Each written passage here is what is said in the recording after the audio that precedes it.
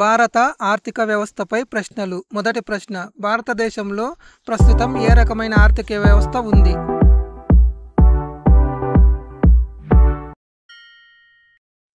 The right answer is C, మిశ్రమ ఆర్థిక వ్యవస్థ.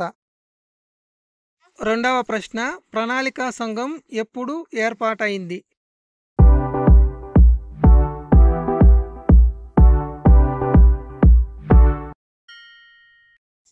The right answer is B, 1950.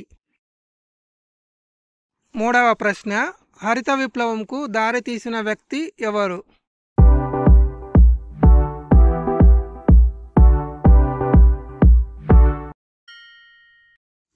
The right answer is B, M S Swaminathan.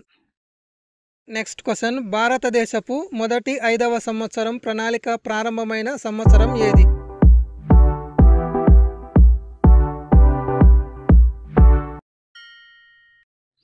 The right answer is A, 1951.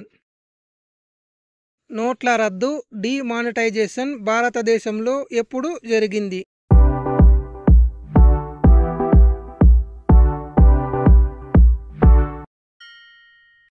The right answer is C, 2016. భారతదేశంలో GST అమలులోకి వచ్చిన సంవత్సరం ఏది?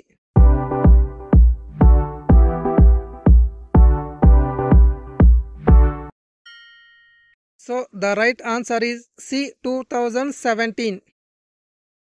మానవ వనరుల అభివృద్ధి సూచిక HDIను రూపొందించే సంస్థ ఏది?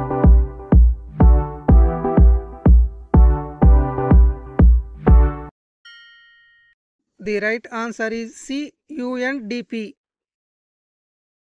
భారతదేశంలో అత్యధిక ప్రజలు ఏ రంగంలో పనిచేస్తున్నారు?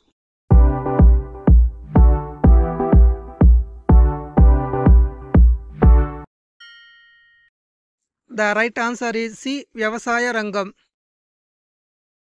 భారతదేశంలో పేదరికాన్ని సూచించే సూచిక ఏది?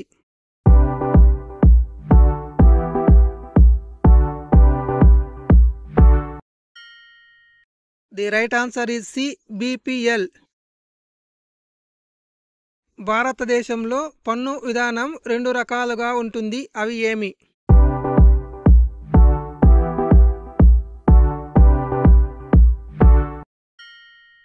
రైట్ ఆన్సర్ ఈజ్ ఏ, ప్రత్యక్ష పన్ను, పరోక్ష పన్ను.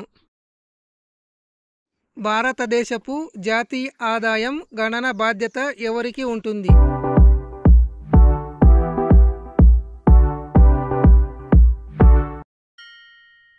The right answer is D, కేంద్ర గణాంక శాఖ.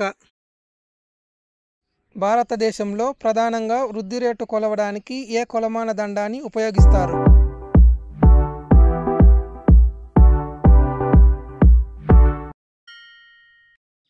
The right answer is A, GDP. Make in India కార్యక్రమాన్ని ప్రారంభించిన సంవత్సరం ఏది?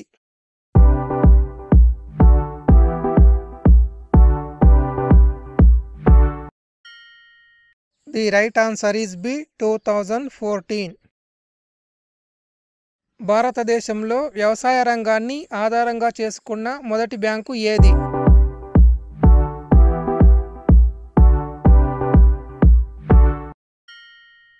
The right answer is B, NABARD. Atmanirbhar Bharat పథకం యొక్క ముఖ్య ఉద్దేశం ఏమిటి?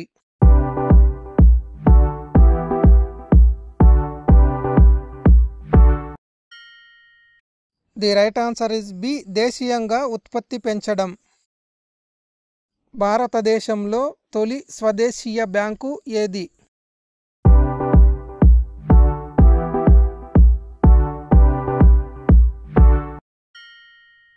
The right answer is A, Punjab National Bank. స్వదేశీ ఉద్యమం తర్వాత భారత ఆర్థిక వ్యవస్థలో పెద్ద మార్పు వచ్చిన రంగం ఏది?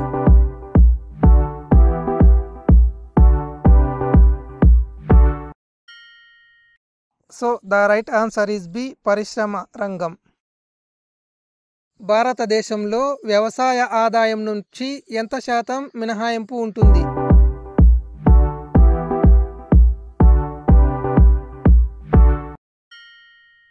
So the right answer is ఏ, పూర్తిగా మినహాయింపు ఉంటుంది.